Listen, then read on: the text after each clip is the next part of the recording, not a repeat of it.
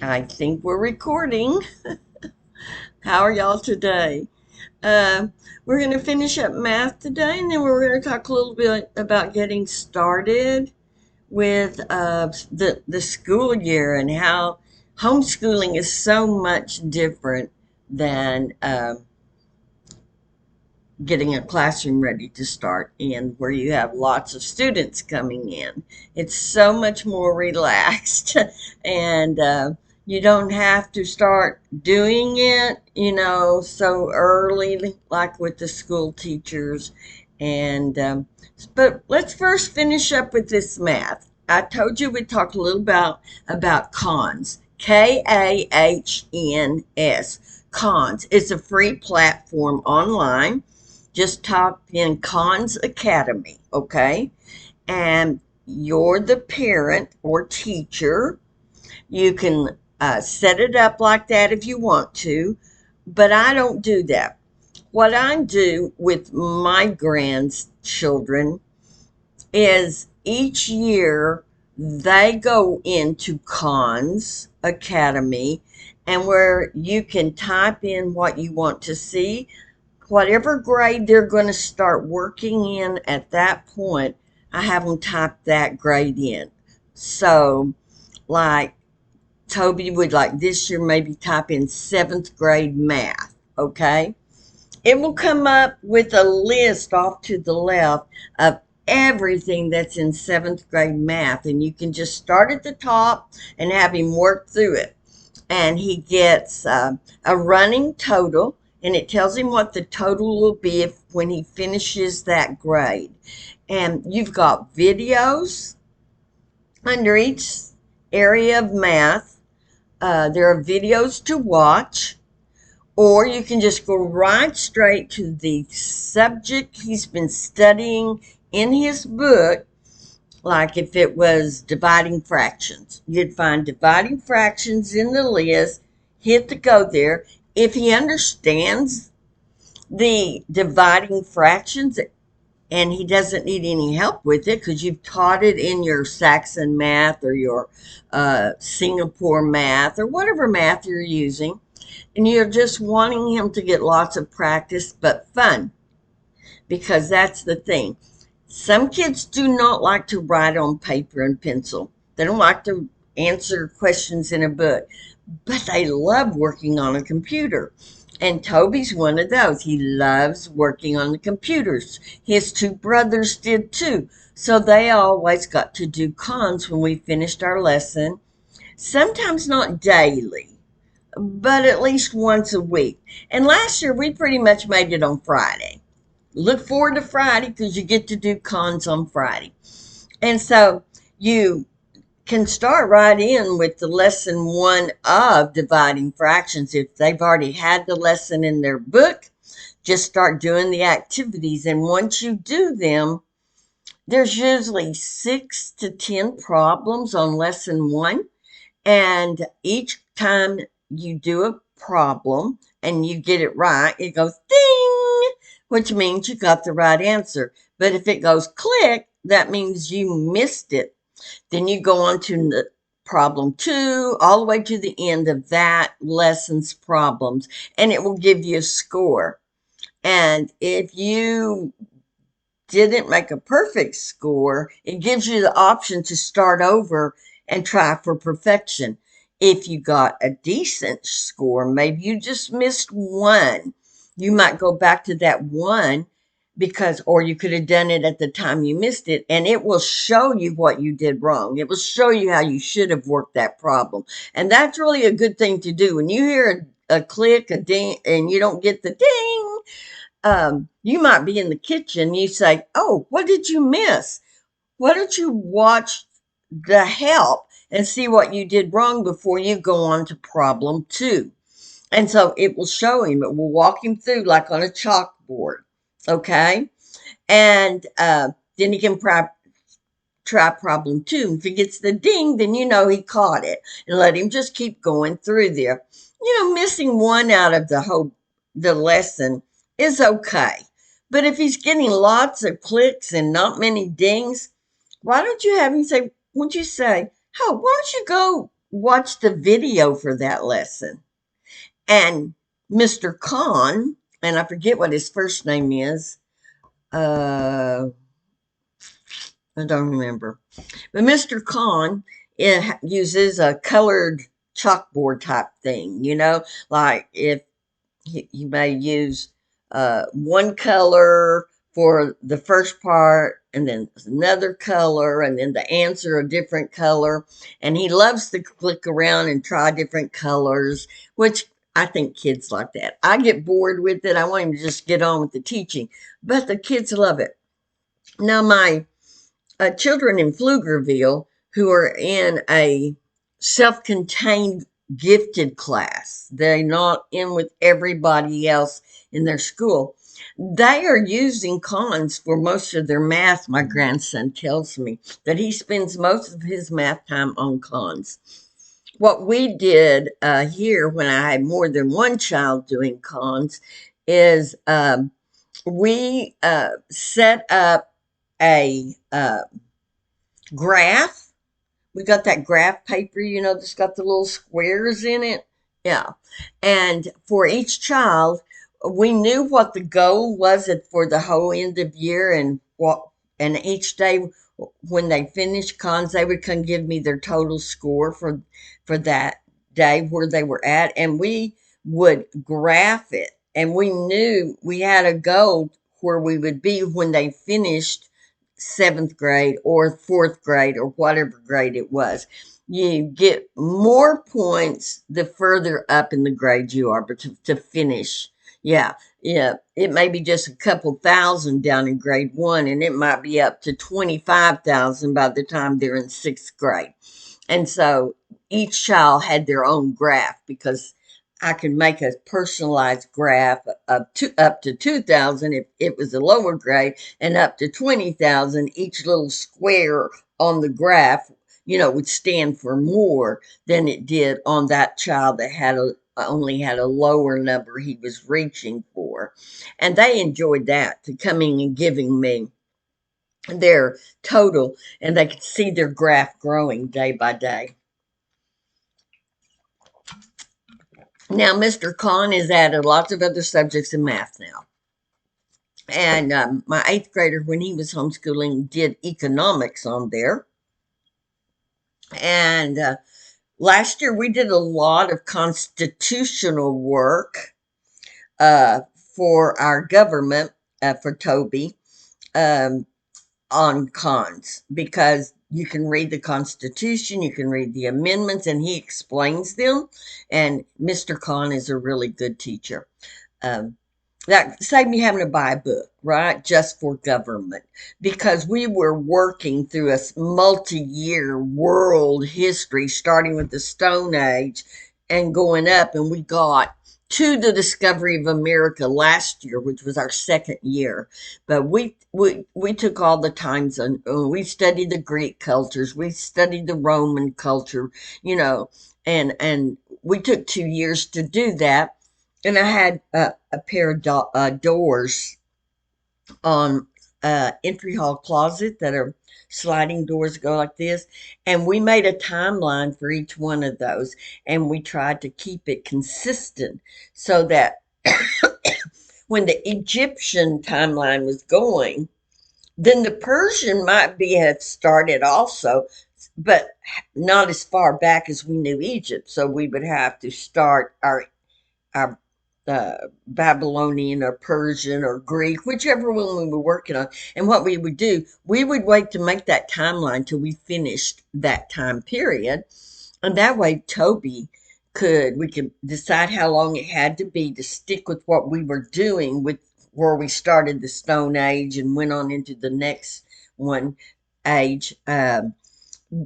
We calibrated how big our door is going to be. We don't want to outgrow those double doors, so we had to decide how long each 100 years or 1,000 years was going to be, so we didn't run out of doorway. And all along his timeline, he got to put pictures he drew of things that spoke to him and reminded him of that time period. Uh, we had all well, I'm getting off on history here. We don't need to do that. We'll do a let's talk history some other time. But anyway, so there are other subjects on Cons. Check it out. He's adding stuff all the time, and he goes all the way to high school calculus and all that stuff. So you can start with your kid working in Cons in kindergarten and work all the way with Cons till they graduate high school. And maybe, I think there's some stuff on there for college even now. Uh, but math is what I primarily started using it for and still use it for because he's really a good math teacher. He really is a great math teacher. And the changing of colors and stuff he uses. And then when you start working the problems, you get to choose colors too, because there's a little area that you can click over here on the side that you want to work out the problem. Maybe when he gave you the problem, you knew how to do it already and you saw the answer and you put the answer in.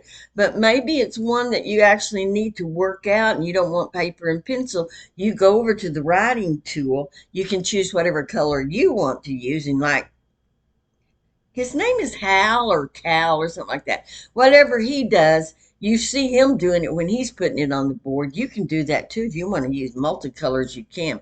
The one thing you can't do once you've got the writing thing put on, there's something you can't do till you undo the writing. And I usually forget that I can't do that once I've got the writing tool on. And Toby always says, you still got the writing tool on, Anna. You have to take that off before you can do whatever it is I was going to do. And I don't even remember now what it was I was going to do. Uh, but anyway, they love it. Kids love Cons.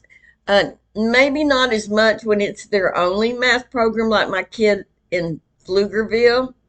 Um, he says I spend most of my math time in Cons, and if he says it in that bored kind of voice, no, I spend most of my time in Cons. Where my kids here at homeschool do not do that. They're not spending all their time in Cons. Usually one day a week. There was that one year when we was doing the graph though, with three of them. It was easy for them to do Cons every day while I was doing one-on-one with one of the other kids because they were all three different levels of math, like, so they each had their own computer. They could go do their own grade and start working through. And you'll find that if they get frustrated, they can just click off of that and go to something they feel confident in and build their confidence back. Okay. If there's just adding, subtracting, multiplying, dividing, those are things they feel confident at. Maybe they don't feel as confident on the geometry stuff and they get frustrated, uh, and maybe they need more lesson time with you or they need more videos to watch on that particular thing. But since you're busy teaching someone else, maybe they can go back to an area that they didn't get all the points. Maybe they only got 80% of the points. Well, they can go back and answer those questions again now that that's old math to them, make 100, and that will go ahead and bump them up to a higher grade, a number of points that they've got. Also, Cons has a pre-test that the child can go in. If you're not sure he should be in seventh grade or fourth grade, he can take the pre-test and it will give him a whole bunch of points right off if he knew a bunch of stuff. And you won't have to start at the very beginning. If it looks like they're proficient in the first half of seventh grade, then it's going to go ahead and give you those points and let them start with a whole bunch of points, and that's a confidence builder. And then they just do the stuff that's new to them. And that's how Saxon's written. Saxon's written that 80% of each book is a review of something that's already been taught in a previous book, and they just keep building on it into harder stuff in that concept. And new things is 20%. And if you take the Saxon placement test for a certain grade that you haven't done yet, they'll probably get 60% of the answers right on the pre-test, and that tells you where the holes will be, and so you can go faster on those lessons that you got the points on there, and that's those lessons are one where we get 3 a day done and not just 1 a day. Brand new stuff, it takes one full class period to do a one new thing. Okay, so that's Kahns. Now I'm going to tell you about Mathletics. Mathlets. Mathletics. It's an Australian math program, and you do have to pay for it. They did spelling for a while, and I paid for both. But we didn't really use the spelling one too much. Toby did, but Nikki didn't, and AJ didn't. So last year, I noticed they didn't give me the option of spelling, so I think it didn't go over as well. But they're a great math program, and I just stick with Toby with the grade he would be in if he's in a school because it's they've got so many lessons for that grade, and it's a little bit advanced, and it doesn't hurt him to feel confident that he knows it. And when they get so many points on the lessons or the activities, it's not called lessons, they're called activities. They earn free time in the playroom, and he loves the playroom. So they say, well, you've got this badge, you've got this badge. And when you get so many badges, you get to go to the playroom. And he loves that. So I keep him in his age group and not on in the book he's actually doing in school. And that way he can go to the competitions too and compete with all the kids across the world his age. And that's a confidence builder too, because he is advanced. And so he wins a lot. And that's fun to win. And they're learning the flags of the different countries. They're learning the names of the different countries. Plus, when they pull that flag down, if it's Canada, it's sitting on top of the United States. He knows that flag goes up above us. So when I say, where's Canada? He knows it's up above us. If it goes to the right into this island off of Europe, that's going to be the British Isles. And you give them Canada and the British Isles and some South American countries more than any other because they're closer to our time zone. Very seldom does he get anybody in Asia because Asia's, they're sleeping while we're in school and we're sleeping while they're in school. It also has a running total of how many people are on line doing it, and it's usually 10,000 people doing it one time. A lot of schools buy the program for their kids to work on every day, and they have class. If you have a classroom of kids, you can join this classroom thing that they do, and Cons does too. That are like challenges with classrooms, reaching goals. But as a homeschooler, I don't do those because it's just my kid. But they can get on the honor roll if they win enough rounds in competitions. They can make the honor roll. But so many of these kids are getting 20,000 points a week, and we don't spend that much time. We're lucky if we ever get 600 points a week because we're just not going to spend hours and hours and hours on there competing.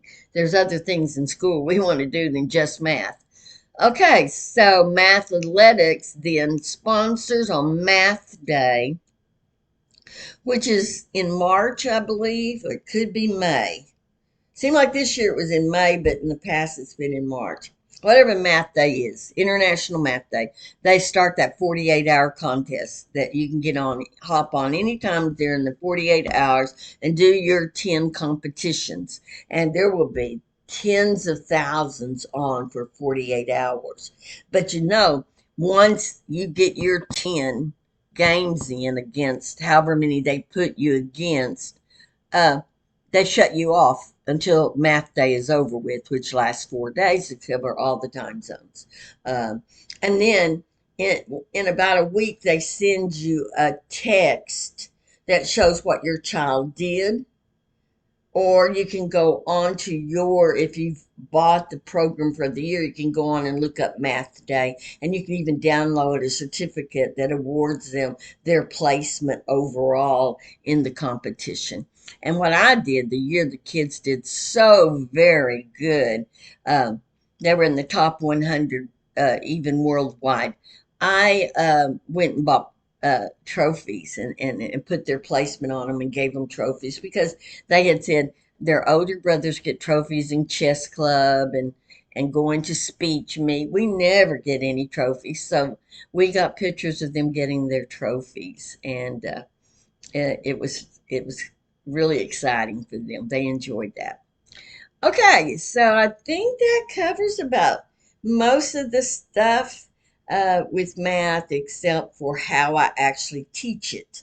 So, what we're going to talk about now is getting started for the year and the importance of white erase boards. Now, if you see that Walmart is running a sale on white erase boards, buy them. You can never have too many of them. You can always store them behind your sofa where they don't take up space, or you can have one in every room. And then Dollar Tree has those individual little ones. Toby loves having his individual little ones. And so I buy him a new one of those every year. And Dollar Tree did have one that also had the lines for practicing writing cursive or print, where you've got the three little lines going across. But it's really hard on there because dry erase markers are so fat. And if you got a little one like Toby was, and he's got dysgraphia, which makes writing little letters really hard because he's going to drop his pencil constantly. We have a graveyard of pencils every day to pick up. So we usually start the day with 10 to 20 pencils in front of us because we know we're going to lose them during the day as he drops them. But this is the smallest dry erase you can get, and it usually comes with that little individual uh, whiteboard. And so, also to clean your whiteboards, buy you an extra um, bottle of alcohol because there will come a time that just a dry erasing with a Bounty or Kleenex isn't going to work because it's just going to build up on your board. And we've learned that, taking alcohol and cleaning it off and drying it off, we start back with a nice, really whiteboard again. Now, besides the little individual ones, I brought you some ideas of what we use the whiteboards for. Remember, I said we were working through world history?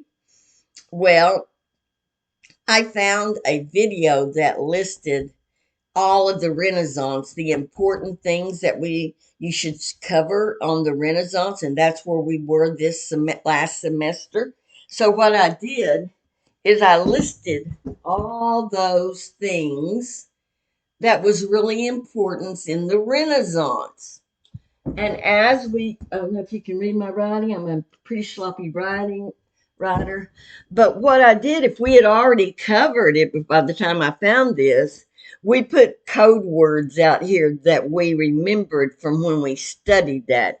And one thing that we had really studied a lot was those four turtles that were artists, Leonardo, Michelangelo. Yeah, so we had already studied Donatello, and you see, he drew a little picture here of what he remembered about Donatello. And let's see. Gutenberg. We had covered that, so he wrote books there. Raphael, he was one of those turtles. Raphael. And he actually helped build a building. So he put a building there. And if you ask Toby what the four turtles have in common, he'll say they all did a sculpture of David. Even though one, which I believe is Michelangelo's, which is his most famous thing besides the ceiling in the Sistine Chapel. We had studied the Medici family by the time I found them in Florence. So we wrote banking here. And as you can see, we wrote poet and different things in black. Those are really the things that we had already covered before I started this countdown through the Renaissance. And a lot of times I would find, he would be in practicing piano or whatever, I would be looking for videos for the next thing on the list. And if I'd watch it first, I always preview it. Number one, he's way beyond childhood videos, the cartoony ones where they sing and stuff, but he still enjoys them. So I would usually try to find one of them that he would really have fun singing, and because he learns through those songs. I mean, he can sing the chemical list for probably the first 25 or 30 chemicals. Uh, but then they get in those really hard names and they go so fast on the song, he can't sing all of them. But I think a third grader, 9-year old who can sing the first 25 chemicals is way ahead of me that I can't even tell you what the first one is. Okay. And so we had already studied um, a whole bunch of this stuff up here. And then I will find a video that's also adult sounding or middle school or high school because he can understand that. But I'll just preview it to be sure there's nothing, no nudity, no child sacrificing, things that you don't really want to a 9-year old to see. And that way, we could work our way through, and we're not just reading a textbook. We didn't just read a textbook. I did. I used to sell Usborne books, and they have a set of books that come in a box that is really good for the lower grades because they're just like a little bit higher than a picture book. And you start off at the Stone Age, the Copper Age, the Iron Age, um, the Vikings, and then you get into Egypt and I think Babylon and Persia was there, but for sure Greek and Roman. Yeah. And there was like 10 in the box. And so you can go online and find Usborne books and order them yourself if you want to do that. And we did the same thing, and they have a box for science, and we've used it 2 years because whenever I mean, science is such a repetitious thing. If you go and find the Texas essentials for each grade, they're always going to have something about the planets. They're always going to have something about the human body. They're always going to have something about environments and ecosystems and things like that. And so the science box will give you a preview, weather, yeah, always a weather one. And so you can hit uh, that book as you start an introductory one. And then I have a whole bunch of Usborne flat books where like anatomy, you open a little door and there's more information under the flap, and they love opening those. And so Usborne is a really good thing to supplement your books with. They're not a curriculum. Let me say that. They are not a curriculum, but they have really good medical books. They have good stuff on planets. They have good stuff on dinosaurs. So I have bookcases full of Usborne books. That's why my daughter and I have sold them, so we could get them too, right? And so uh, and we'd see them. So I've got boxes this big that came filled with Usborne books, and they're always good to go back to because they don't get old. They, you know, that flipping those doors is fun. And then they've got this one kind that you shine a light behind, and you can see the inside of the body when you shine the light. And a library one that's a shine a light one. And so Usborne's got some really good stuff, and history stuff. They got some great history stuff. Although Usborne leans to the left, you can tell they lean to the left, away from the right. Don't look for religious stuff with Usborne. Okay, go to Christian books if you want.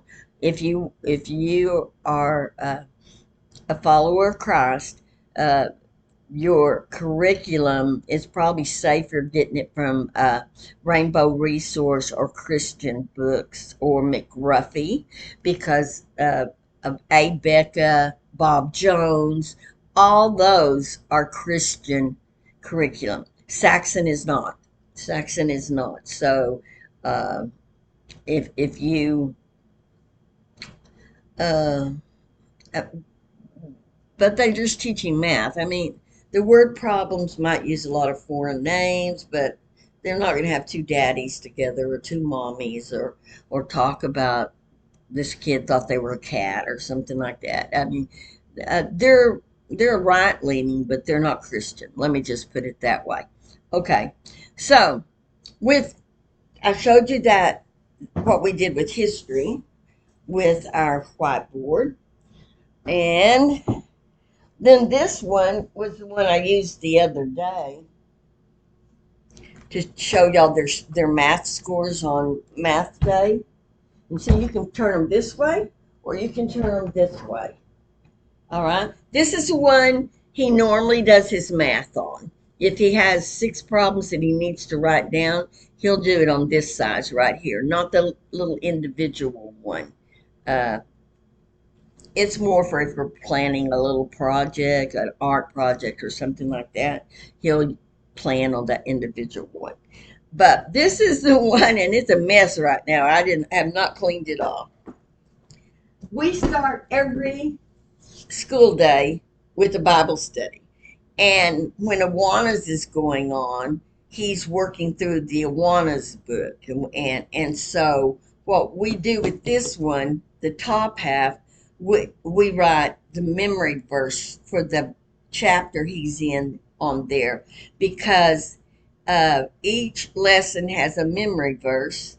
And he's so smart he can sometimes get 2 verses in a week, go through 2 lessons, and a lesson is divided up into like 6 parts, but it, we're going to give God as much time as we do our other subjects. So we're not just going to do a page in the lesson. As long as he's interested, we're going to stay there. And then I'm also teaching him how to Bible drill with his Bible, and we'll do some of that practice too, like attention, present Bibles, Third John, go. And then he has 10 seconds to find Third John and give me the book in front and the book behind. That's a call a Bible drill. So we do that too in that time. But what we normally do, when he gets 6 verses in Awanas, then he has to be able to go back and say all 6 at one time to a teacher. So we don't leave it right away. So we write this, his memory verses usually up here, and we keep them going. We write them real tiny as we go till he gets the 6 at one time and gets the points for that at church. Then we erase it and we start over with the next 6. And what we did on the bottom half, and since we had finished his Awana's book, we kind of moved it up and it's really messy. He loves organization. So all those little brown things there are the subjects we had last year. And every day we put a check mark by it when we finished it because he loves to say, okay, we finished 3. Now we've got 3 more, Sometimes we don't do all of these. I had one that was written here that said, uh, we only have 1 lesson left. Let's save that till the week before our Stanford test. So I put, quote, test there to show that we weren't going to do that subject anymore until the week before our test, and then we were going to take a reading comprehension. But as you can see, I'll move it over here. We were reading Heidi. That's the book. I read out loud a book, have it going all the time. It's usually a classic, and then we will watch the movie, and then he will compare and contrast his opinion of the book as opposed to the movie. And he normally likes the book better. A lot of the kids in my private school would like the movie better than the book, but he normally likes the book because he says it gives him the feelings of what everybody was feeling, and he likes that. Uh, and so we start off with Bible, math, read Heidi. We didn't always read her third. Sometimes we would go on to one of the others. Social studies, grammar. Um, I can't read his writing right there.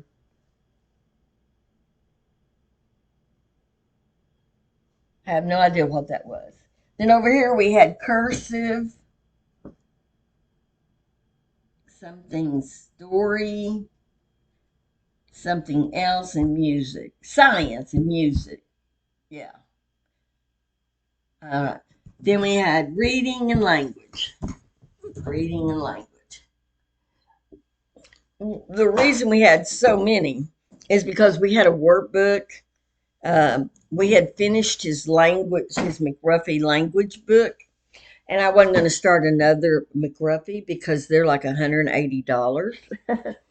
And I had been using Winston Grammar to teach the parts of speech. And I'll tell you about Winston Grammar another time, but it's awesome. You've got parts of speech as colored cards, and you take a sentence out of this book and you lay a card down for each word, and if you haven't had that part of speech yet, it's a black card. And I started him in that, and after about 3 weeks, he could find any part of speech. And so it's awesome uh, to teach the parts of speech. You can say a noun is a person, place, or thing all day long, but until they start working with individual words inside a sentence, that half the time they're going to pick a verb out as the noun, or they'll pick the noun out as a verb. But once they start using these cards, they see the diagram of how sentences are put together with subject, nouns or pronouns, verbs in the middle, and then your thing that was acted on by the verb behind it. And prepositions are about the last thing you add, and so they're using like on the table. That on is a black card for the longest time, and article was the first thing they learned. So they knew was an article, and table is a noun, right?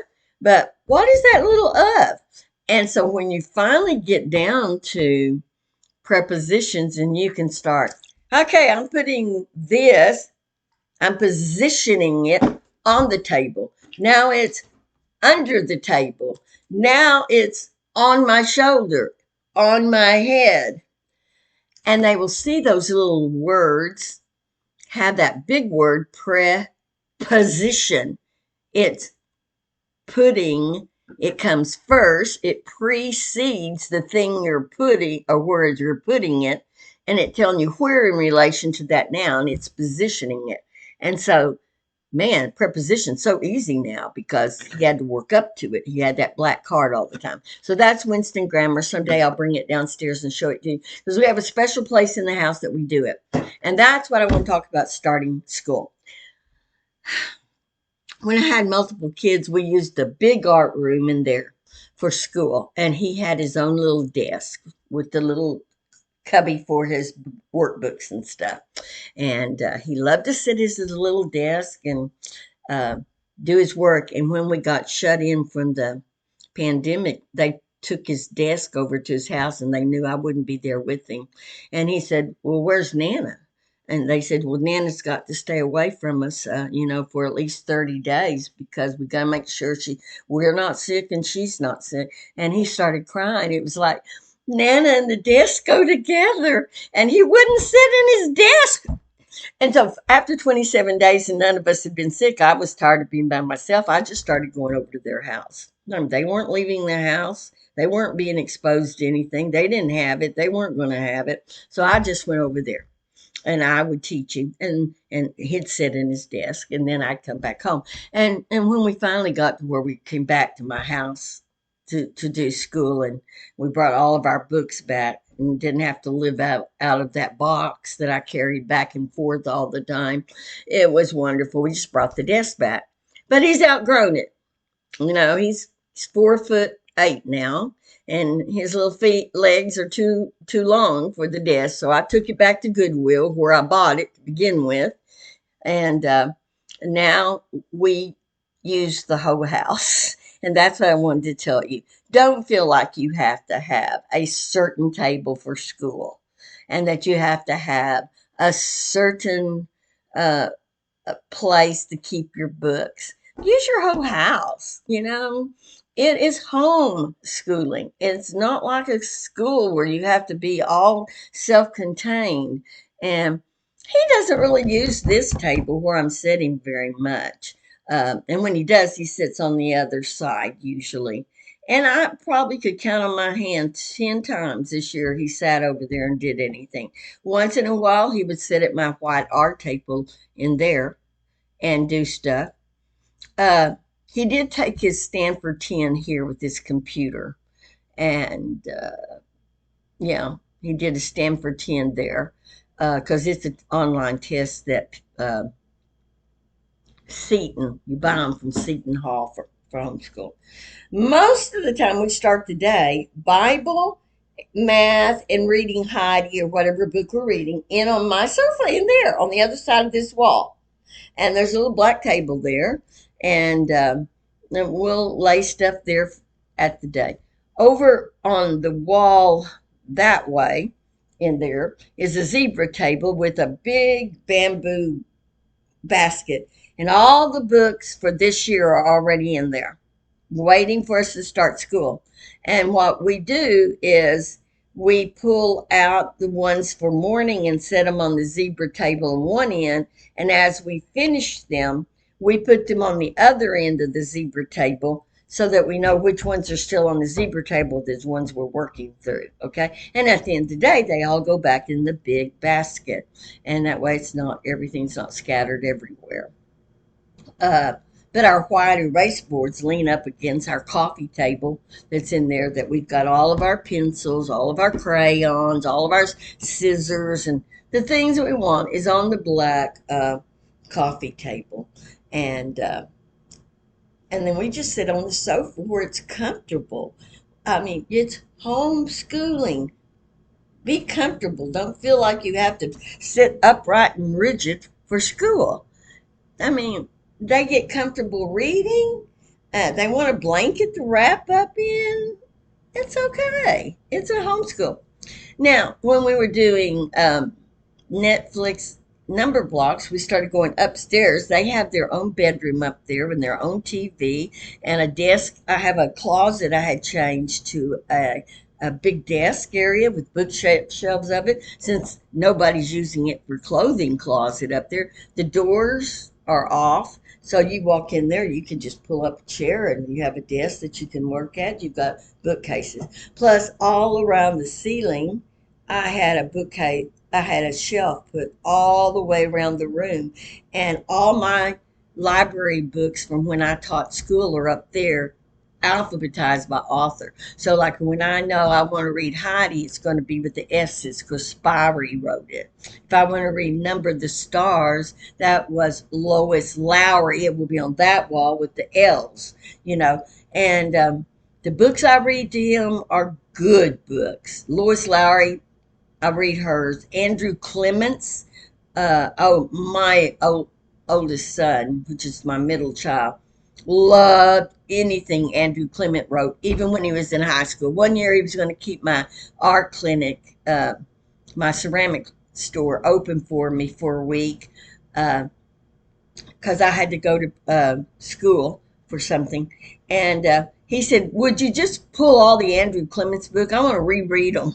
And so, because there was not a lot of business at the ceramic store in the middle of the daytime. It was always that when people got off work. So he was up there with the store open all week long, and he read through all the Andrew Clements books again. And he would always read through all the Harry Potter books again before the new one would come out.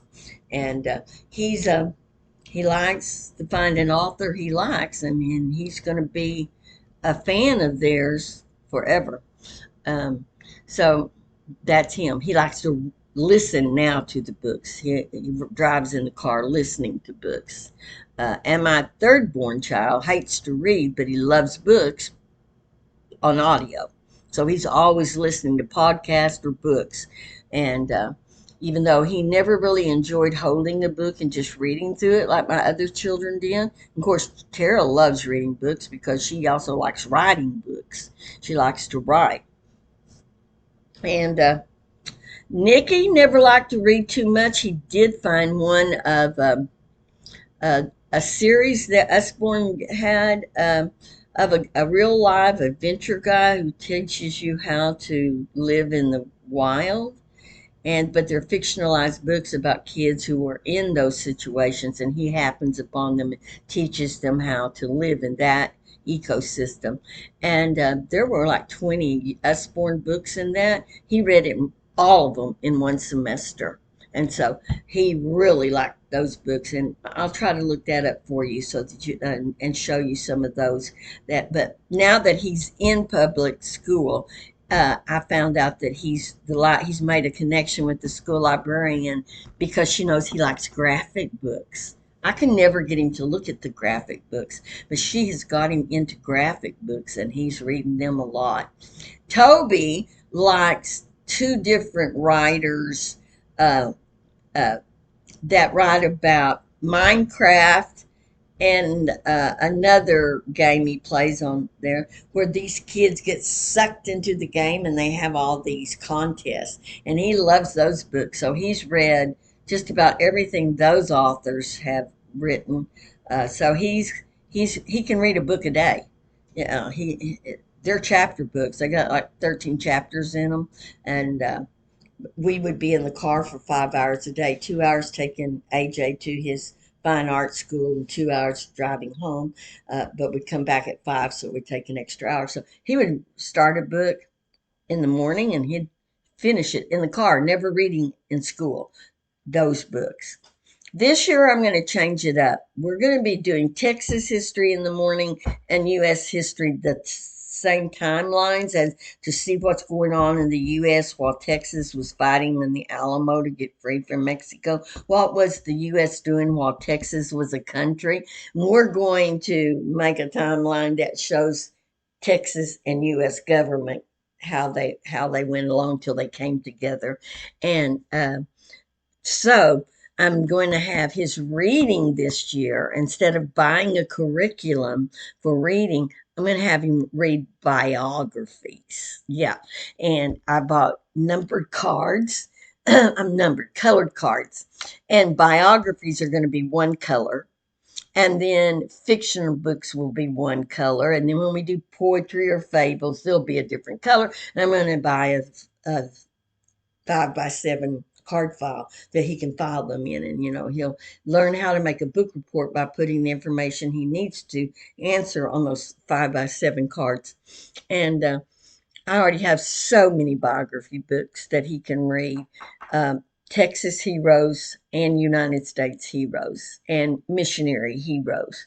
And so I've got we won't have to go to the library to find those here at the start of the year. But so plan your year out based on whether you're using a curriculum. And I've always used a curriculum for every one of these till this year.